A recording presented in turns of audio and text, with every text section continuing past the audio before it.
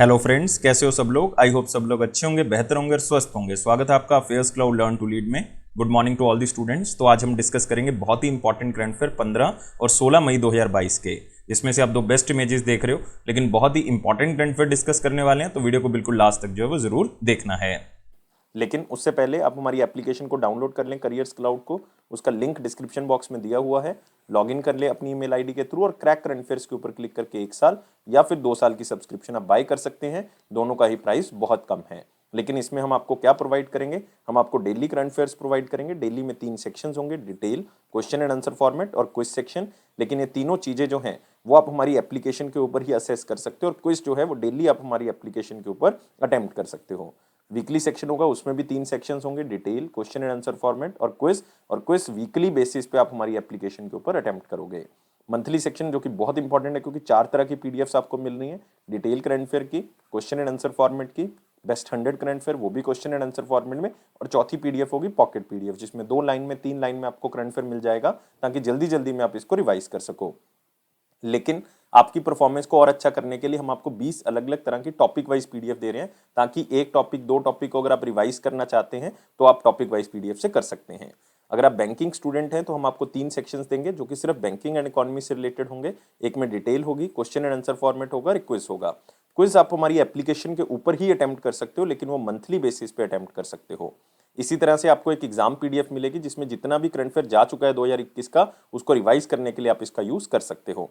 आपको डिटेल में बजट और इकोनॉमिक सर्वे मिलेगा, और इसमें आपको एक्सपेक्टेड क्वेश्चन एंड आंसर भी बताए जाएंगे जो बजट और इकोनॉमिक सर्वे से एग्जामिनर बना सकता है। और अगर आप किसी भी स्टेट एग्जाम की तैयारी कर रहे हैं तो हम आपको हर स्टेट का करंट अफेयर प्रोवाइड करेंगे, ताकि आपकी स्टेट परफॉर्मेंस इंप्रूव हो सके। तो इसी तरह से ये सारे करंट अफेयर आपको मिलेंगे, लेकिन इकट्ठे मिलेंगे। ये सारी चीजें आपको मिलेंगी हमारी एप्लीकेशन के ऊपर, तो डाउनलोड कर ले, लिंक डिस्क्रिप्शन बॉक्स में दिया हुआ है। लॉगिन कर ले ईमेल आईडी के थ्रू और क्रैक करंट अफेयर्स के ऊपर क्लिक करके आप 1 साल या फिर 2 साल की सब्सक्रिप्शन बाय कर सकते हैं। दोनों का ही प्राइस बहुत कम है। लेकिन दोस्तों एक बात याद रखनी है कि अगर आप नए स्टूडेंट हैं, अपनी प्रिपरेशन को स्टार्ट करें, तो मैं आपको एडवाइस करूंगा कि आप 2 साल का बाय करें, क्योंकि 2022 का लोगे तो वो बहुत कॉस्टली होगा। अभी बाय कर लोगे तो बहुत ज़्यादा फायदे में रहोगे। और इसमें आपको दोनों सब्सक्रिप्शन में 10% एक्स्ट्रा डिस्काउंट मिल रहा है, अगर आप इस कोड का यूज़ करेंगे ASH10 का। और इस ईमेल आईडी और इस नंबर पर हमें संपर्क कर सकते हैं अगर आपको लगता है कि कोई भी किसी भी तरह का आपको डाउट है। तो स्टार्ट करते हैं 15 और 16 मई 2022 का करंट अफेयर। लेकिन उससे पहले जितने भी बच्चे यार वीडियो को देख रहे हैं, सारे बच्चों से रिक्वेस्ट है कि वीडियो को लाइक करें, शेयर करें मैक्सिमम टू मैक्सिमम, और चैनल को अभी के अभी सब्सक्राइब कर लें। और आप हमारे टेलीग्राम ग्रुप को डिस्क्रिप्शन बॉक्स से ज्वाइन कर लें, ताकि हर तरह की इंपॉर्टेंट नोटिफिकेशन वहां से मिल सके। तो मोस्ट इंपॉर्टेंट क्वेश्चन में पहला क्वेश्चन है, कौन सी इंडियन कंपनी ने टॉप किया है फोर्ब्स की ग्लोबल 2000 लिस्ट के अंदर, जो उन्होंने 2022 के अंदर मतलब रिसेंटली उन्होंने लॉन्च किया है। तो हम वर्ल्ड वाइड कंपनी की भी बात करेंगे, लेकिन फिलहाल आपने याद रखना है कि इंडियन कंपनी कौन सी है जिसने इस लिस्ट के अंदर टॉप किया है, और वो कंपनी है रिलायंस इंडस्ट्रीज। और इसके ऑनर कौन है, इसके मालिक कौन है, मुकेश अंबानी जी। तो वो टॉप करते हैं। लेकिन अगर आप ग्लोबल लेवल पे देखोगे, इसका रैंक जो है वो 53rd है। तो याद रखना है, वैसे ये 53rd नंबर पे है, लेकिन अगर सिर्फ इंडियन कंपनीज की लिस्ट देखोगे इस पूरी लिस्ट के अंदर, तो ये पहले नंबर पे आपको मिलेगी। और इस पूरी लिस्ट के अंदर पूरे वर्ल्ड की लार्जेस्ट कंपनीज आपको देखेंगी, जो कि 4 तरह से आंकी जाती हैं। मतलब आप कह सकते हो सेल्स देखी जाती हैं उस कंपनी की, प्रॉफिट देखा जाता है उस कंपनी का, एसेट्स कितने हैं, कौन कौन सी चीज़ें उन्होंने खरीदी हैं रिसेंटली, और उस कंपनी की मार्केट वैल्यूएशन जो है वो कितनी है। इन 4 चीज़ों को देख के इसके अंदर रैंकिंग की जाती है। लेकिन अब अगर आप वर्ल्ड वाइड देखोगे तो इसमें आपको पहला रैंक दिखेगा बर्कशायर हैथवे का, जो कि यूनाइटेड स्टेट्स ऑफ अमेरिका की एक बहुत बड़ी कंपनी, आप कह सकते हो मल्टीनेशनल कंपनी है। पहली बार ये कंपनी जो है वो इस रैंकिंग के अंदर टॉप करती है। और आपने याद रखना है कि सबसे पहली बार इस रैंकिंग को रिलीज किया गया था फोर्ब्स की तरफ से 2003 में। तब से लेके अब तक कभी भी इस कंपनी ने टॉप नहीं किया। ऐसा पहली बार हुआ है कि इस कंपनी ने टॉप किया है। और रिलायंस इंडस्ट्रीज के बिना अगर हम देखें कौन कौन सी कंपनीज टॉप 5 में, तो आप देख सकते हो रिलायंस इंडस्ट्रीज तो हम कर चुके हैं, इसका ग्लोबल रैंक जो 53rd है। लेकिन दूसरे नंबर पे स्टेट बैंक ऑफ इंडिया, जो कि लार्जेस्ट पब्लिक सेक्टर बैंक है, और इसकी रैंकिंग में अगर आप ग्लोबल लिस्ट देखोगे तो 105th रैंक आपको मिलेगा।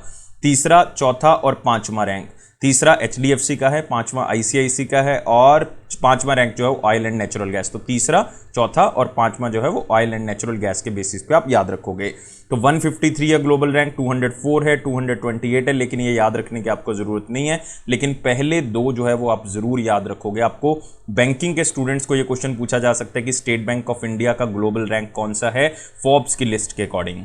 लेकिन अगर आपको कोई ऑयल कंपनी पूछे तो ओएनजीसी ने टॉप किया है, ये भी आप याद रख सकते हो। तो ये सारी चीजों के साथ अगले क्वेश्चन के ऊपर बढ़ते हैं। अगला क्वेश्चन है हमारे पास, who elected as the president of Confederation of Indian Industry for 2022-23। तो कॉन्फेडरेशन ऑफ इंडियन इंडस्ट्री के नए प्रेसिडेंट किसको इलेक्ट किया गया है? अनाउंसमेंट पहले हो चुकी थी, अब ये अपना पदभार जो है वो संभाल चुके हैं। तो आंसर क्या है इसका? संजीव बजाज। तो सी आंसर होगा। संजीव बजाज कौन है? ये चेयरमैन और मैनेजिंग डायरेक्टर हैं दोस्तों बजाज फिनसर्व के, याद रखना है। बजाज फिनसर्व लिमिटेड के चेयरमैन और मैनेजिंग डायरेक्टर, साथ ही साथ ये बन चुके हैं सीआईआई मतलब कॉन्फेडरेशन ऑफ इंडियन इंडस्ट्री के प्रेसिडेंट। एक साल के लिए बनाया जाता है, मतलब 2022-23 के लिए इनको बनाया गया है। लेकिन साथ ही साथ याद रखेंगे एक और इंपॉर्टेंट अपॉइंटमेंट, आपको प्रेसिडेंट के साथ साथ वाइस प्रेसिडेंट का नाम जो है वो एक बार पढ़ लेना है कि इस कॉन्फेडरेशन ऑफ इंडियन इंडस्ट्री के नए वाइस प्रेसिडेंट कौन है। आर दिनेश को ये पद जो है वो दिया गया है। लेकिन आपको एग्जामिनर ये भी पूछ सकता है कि इससे पहले कौन थे।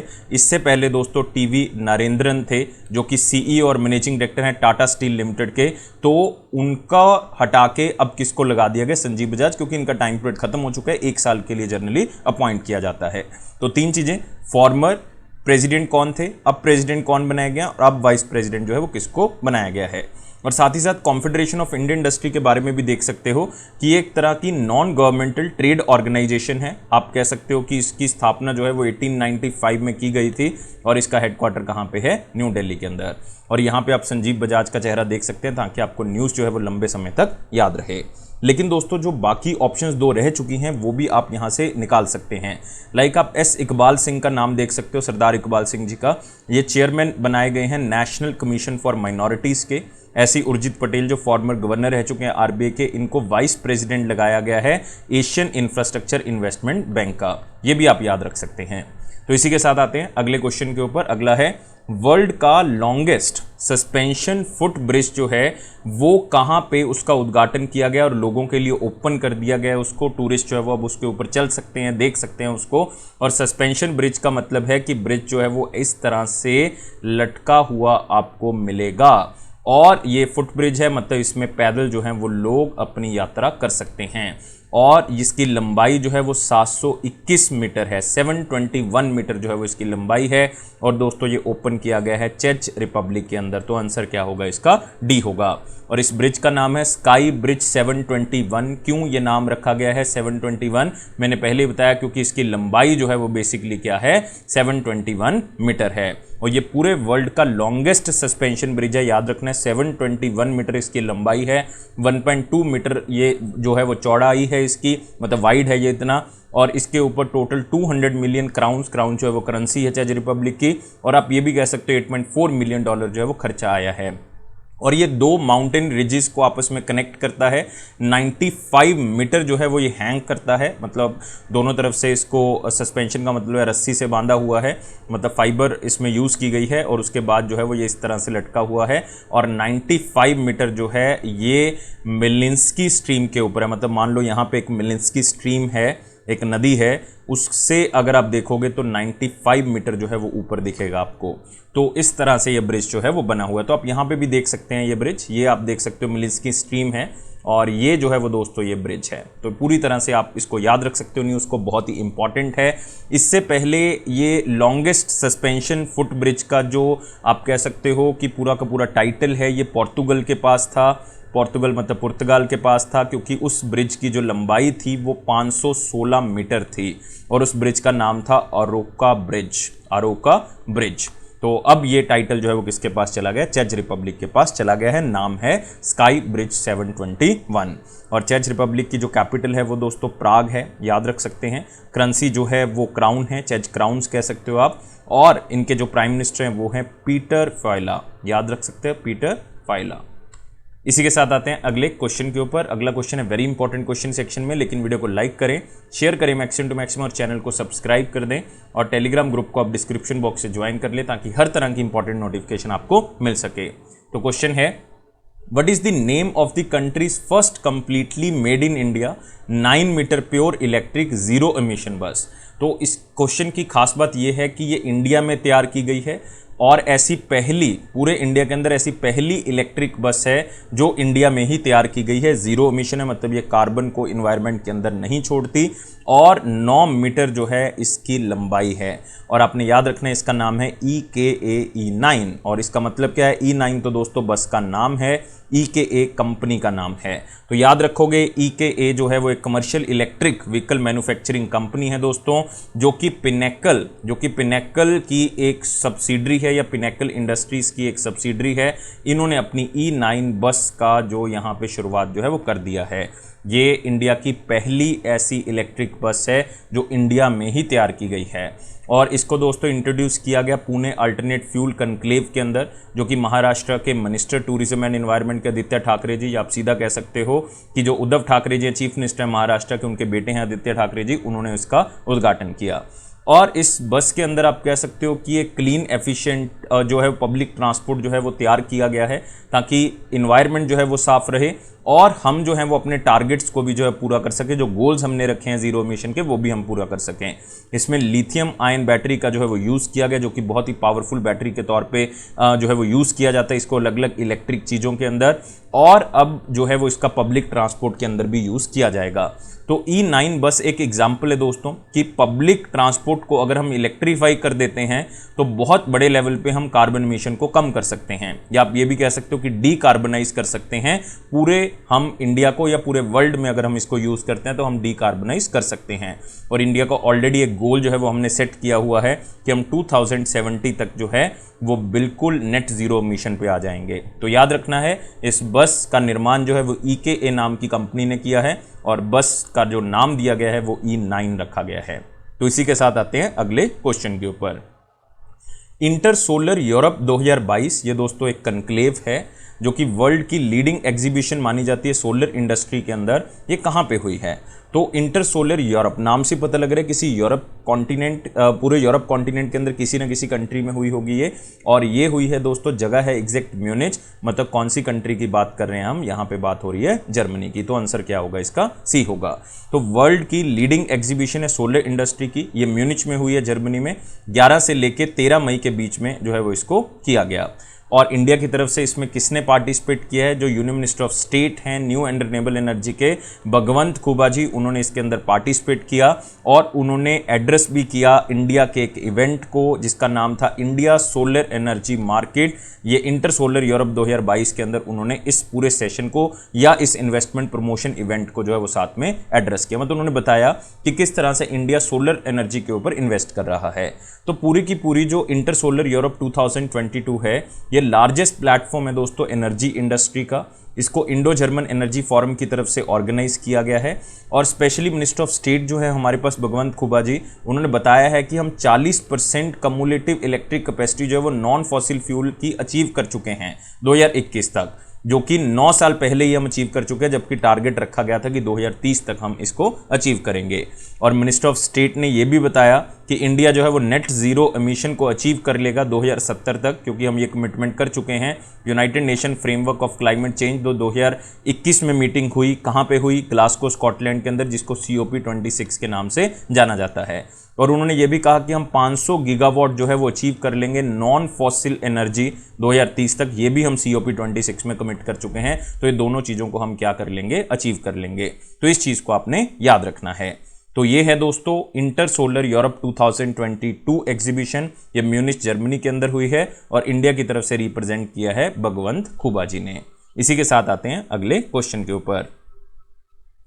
कौन सी सिटी को स्किल इंडिया इंटरनेशनल सेंटर मिलेगा जो कि स्किल्ड वर्कफोर्स पैदा करने में हेल्प करेगा, ताकि वो स्किल्ड वर्कफोर्स बाहर जाके जो है वो काम कर सकें, मतलब उनको बाहर की कंट्रीज जो है वो अलग अलग तरह का काम दे सके।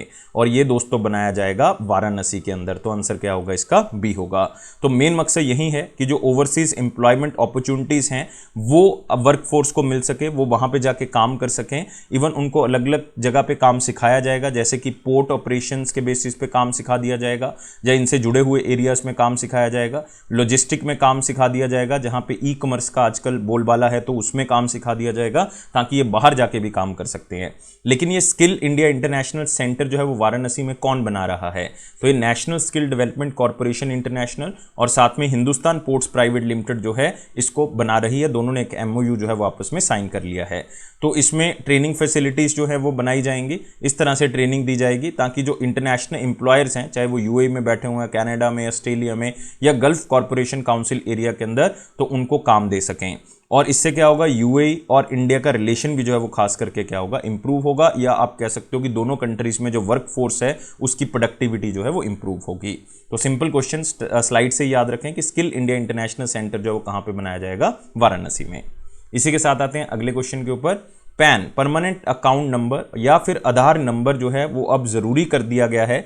अगर आप पैसे को डिपॉजिट करते हो या निकालते हो 1 साल के अंदर कितना, तो वो अब पैन कार्ड और आधार कार्ड नंबर जो है वो उसमें लगेगा ही लगेगा। ये कंपलसरी कर दिया है इंडियन गवर्नमेंट की तरफ से, और ये है दोस्तों 20 लाख या 20 लाख से ज़्यादा की अमाउंट अगर 1 साल के अंदर आप जमा करवा लेते हो या निकाल लेते हो तो आपको आधार कार्ड या पैन कार्ड जो है वो कंपलसरी है देना।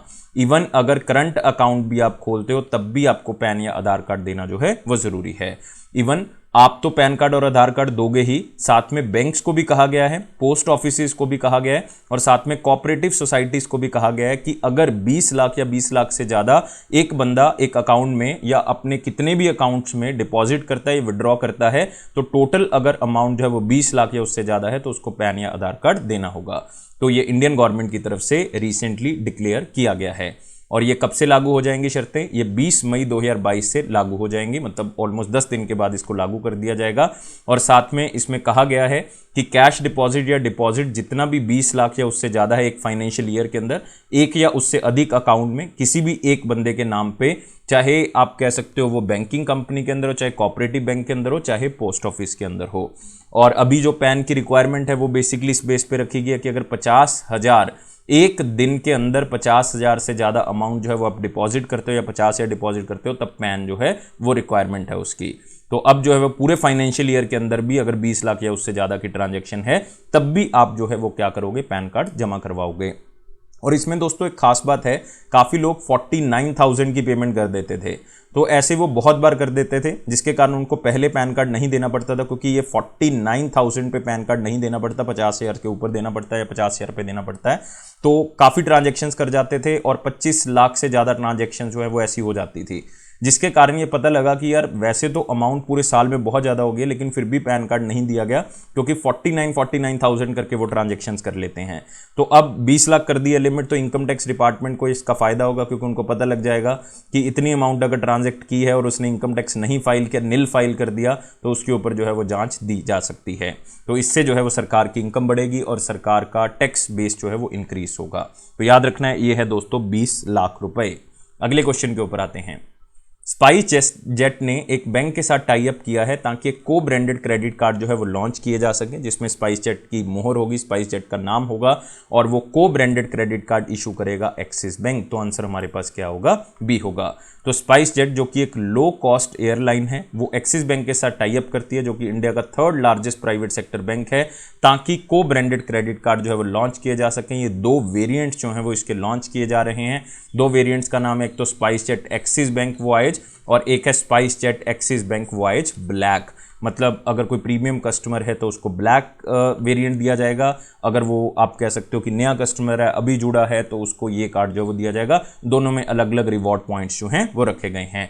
तो इस तरह से ये दोनों प्रोडक्ट डिज़ाइन किए गए हैं कि एक तो जो स्पाइस क्लब है, जो कि फ्रिक्वेंट फ्लायर्स हैं, उनको कैशबैक मिलेगा, उससे वो अपनी टिकट्स बुक करा सकते हैं, उसको यूज़ कर सकते हैं किसी और जगह पे। इवन उनको कई एड ऑन्स दिए जाएंगे ताकि वो अपनी फ़्लाइट्स को बहुत ही अच्छे से इंजॉय करके जो अपने सफ़र को निकाल सकें। और इसको वीज़ा की तरफ से जो है वो साथ में पावर किया जाएगा, और इवन कस्टमर्स को अलग अलग तरह की प्रिविलेजेस और बेनिफिट्स मिलेंगे। लेकिन दोस्तों आपने साथ में याद रखना है कि एक्सिस बैंक के जो मैनेजिंग डायरेक्टर और CEO हैं वो हैं अमिताभ चौधरी जी।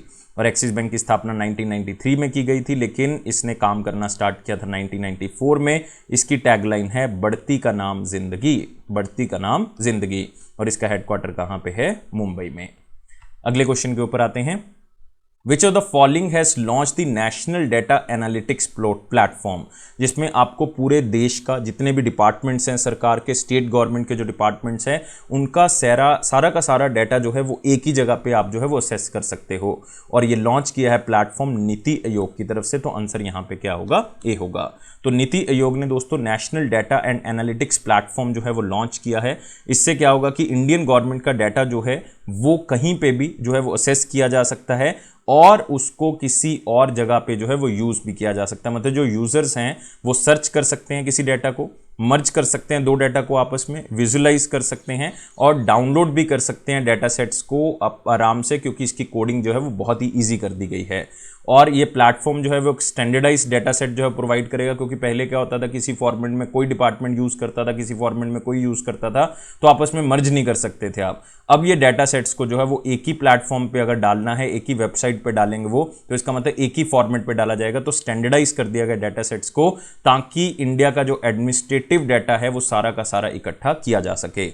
और वेबसाइट इतनी इजीली आप कह सकते हो कि उसको यूज़ कर सकते हो, क्योंकि ये विजुअली इंपेयर्ड यूजर्स भी इसको यूज़ कर सकते हैं। ऑडियो और वीडियो ट्यूटोरियल्स हैं हिंदी और इंग्लिश में, ताकि आराम से जो है वो अलग अलग स्टेट के लोग या अलग अलग सरकार जो है वो स्टेट की वो इसको यूज़ कर सके।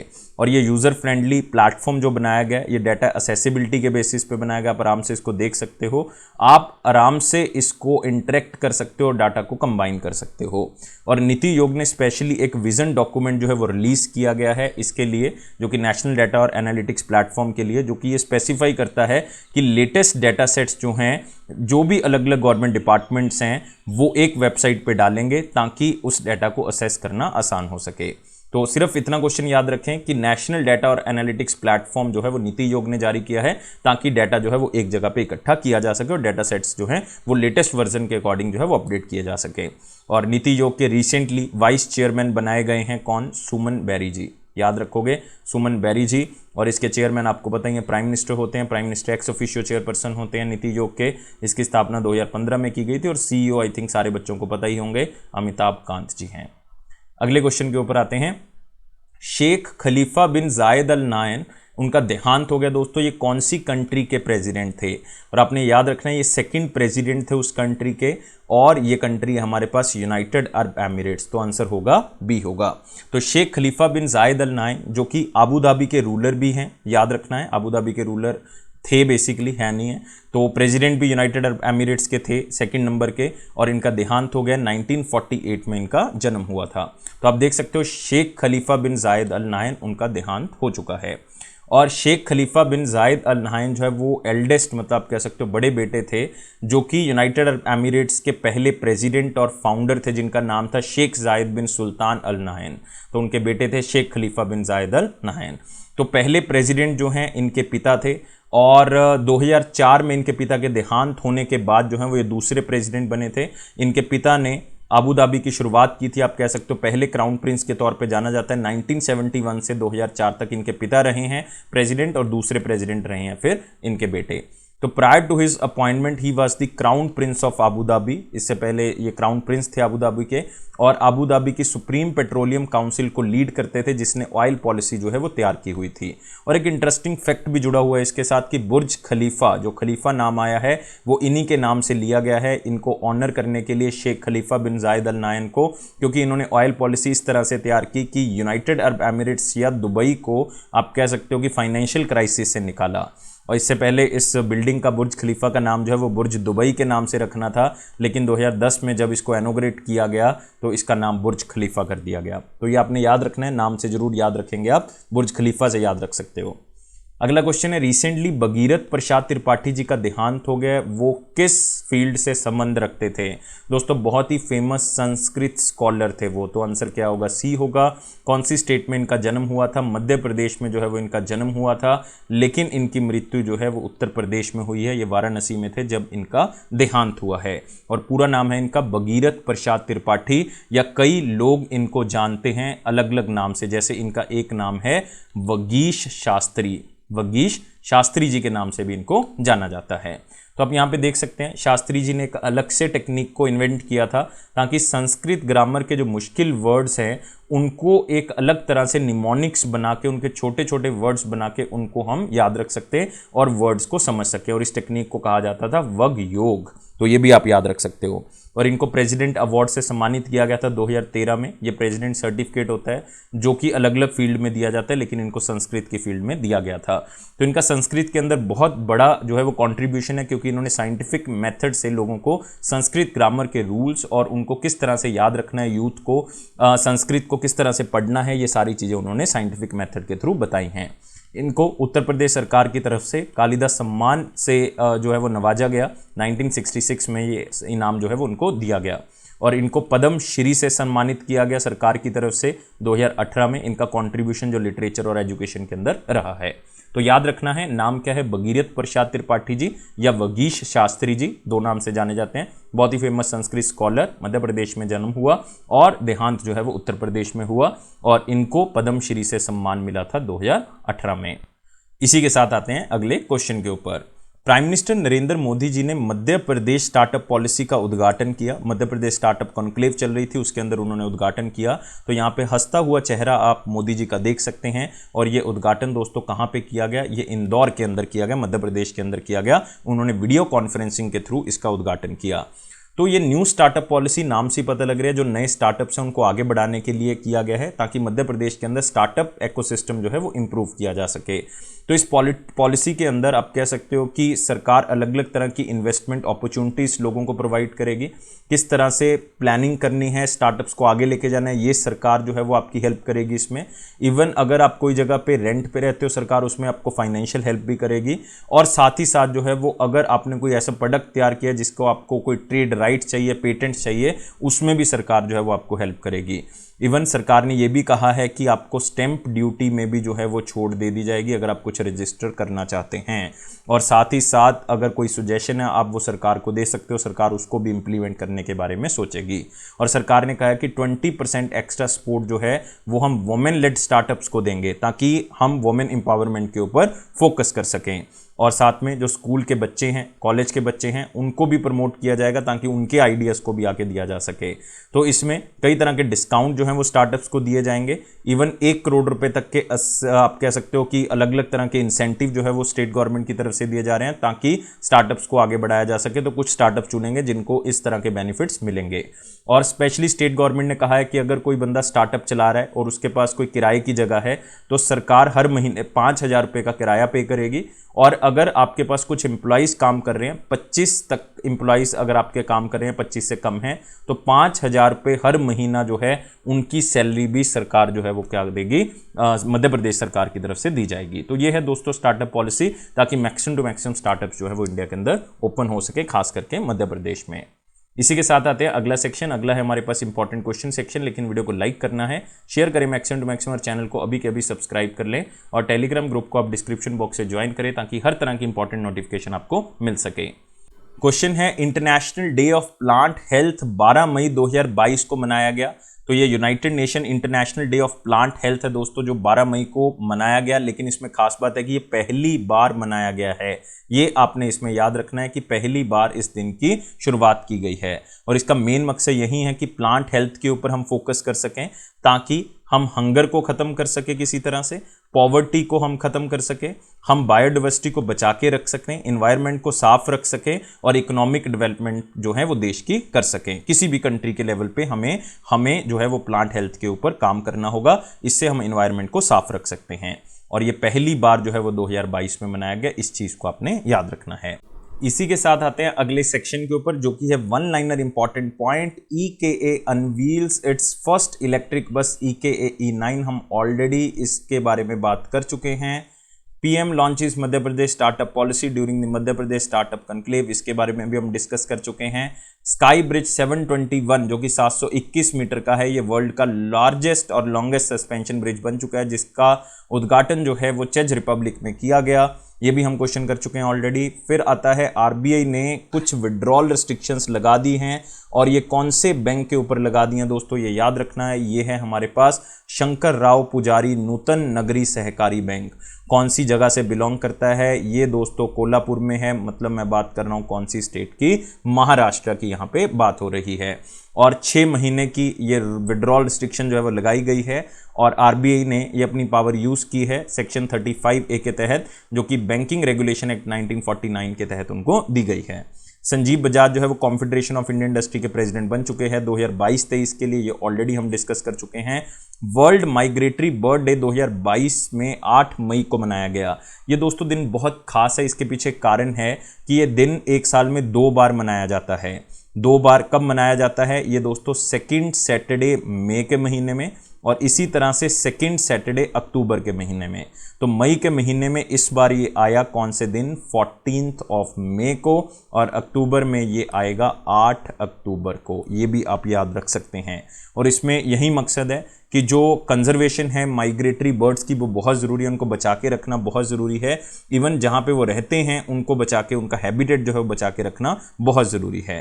तो 2 कौन कौन से दिन हैं ये आपने याद रखना है। और impact of light pollution on migratory birds, ये दोस्तों इसका थीम है कि हमने जो है वो लाइट्स को ऑफ करना है या लाइट्स को हमने कम करना है, ताकि इनके ऊपर इफ़ेक्ट जो है वो ना पड़े, क्योंकि ये रात के अंधेरे में जनरली क्या करते हैं, माइग्रेट करते हैं बर्ड्स जो है वो एक जगह से दूसरी जगह पे जाते हैं। तो लाइट पोल्यूशन को हमने क्या करना है, कम करना है। और इसीलिए इसका एक स्लोगन जो है वो इस साल का दिया गया है, स्लोगन है dim the lights, dim the lights for birds at night. ये बहुत ज़रूरी है, हमें इनको बचा के रखना होगा। तो दोस्तों 14th ऑफ मई 2022 का क्वेश्चन क्या था, क्वेश्चन बहुत सिंपल था, which of the following is not a member of G8। तो आजकल तो G8 ग्रुप एग्जिस्ट नहीं करता, लेकिन जब इसको बनाया गया था दोस्तों उसका नाम G7 था। 1975 में इसको बनाया गया था। हर साल ये मिलते हैं, इंटरनेशनल सिक्योरिटी को लेके बात होती है, इसमें एनर्जी पॉलिसी को लेके बात होती है, इकोनॉमिक गवर्नेंस को लेके बात होती है, तो ग्लोबल इश्यूज जो हैं वो उसके ऊपर बात की जाती है। और इसका कोई हेडक्वार्टर नहीं है G7 का, ना ही कोई फॉर्मल कॉन्स्टिट्यूशन है। तो जितने भी ये डिसीजन लेते हैं वो कंट्री के ऊपर नॉन बाइंडिंग रहते हैं। एज सच कंट्री की चॉइस है कि इसको मानना है या नहीं मानना। कौन कौन सी कंट्रीज जो हैं वो G7 की मेंबर हैं, तो फ्रांस दोस्तों मेंबर है, जर्मनी इसका मेंबर है, इटली मेंबर है, जापान इसका मेंबर है, USA है, कनाडा है, और साथ में यूनाइटेड किंगडम है। तो ये 7 कंट्री इसकी मेंबर हैं। लेकिन 1997 में एक कंट्री और ऐड होगी, कौन सी, रशिया। लेकिन दोस्तों 2014 में जैसे ही रशिया ने क्रीमिया एरिया के ऊपर, जो कि यूक्रेन का था, उसके ऊपर कैप्चर कर लिया उसको, तो रशिया की मेंबरशिप इसमें हटा दी गई। तो अब दोबारा से ये G8 से क्या बन चुका है, G7 बन चुका है। और G8 कहेंगे तो 1997 से लेकर 2014 तक रशिया के मेंबरशिप तक। तो हम G8 की ही यहाँ पे बात कर रहे हैं। तो बहुत से बच्चों ने रशिया भी कहा आंसर, रशिया गलत हो जाएगा दोस्तों। अगर G7 लिखते तो आप रशिया कह सकते थे, इंडिया आप कह सकते थे। तो इंडिया आपको यहाँ पे 2 ऑप्शंस में मिल रहा है, तो आंसर इसका मतलब यहाँ से क्लियर था, बी और डी होगा। तो आंसर जो है वो यहाँ से क्लियर है, G7 पता लग गया, G8 पता लग गया। अब आते हैं question of the day. Question of the day कहता है which is the first bank to introduce mutual fund. Mutual fund सबसे पहले कौन से बैंक ने लॉन्च किया है, तो आपने मुझे आंसर कमेंट बॉक्स में बताना है, मैं आपके आंसर का वेट करूंगा। लेकिन वीडियो को लाइक करें यार, शेयर करें मैक्सिमम टू मैक्सिमम, और चैनल को सब्सक्राइब कर लें। टेलीग्राम ग्रुप को डिस्क्रिप्शन बॉक्स से ज्वाइन कर लें और बेल बटन को प्रेस कर दें, ताकि हर तरह की इंपॉर्टेंट नोटिफिकेशन आपको मिल सके। लेकिन ये अफेयर्स क्लाउड का प्रॉमिस है कि आपके कॉन्फिडेंस को जरूर बूस्ट करेंगे, इसी तरह से हमें सपोर्ट करते रहें। और दोस्तों साथ ही साथ आपने याद रखना है कि लाइफ को बहुत ज़्यादा सीरियस लेके काम नहीं करेंगे, हमेशा खुश रहेंगे स्माइली की तरह। Thank you guys, take care and bye bye.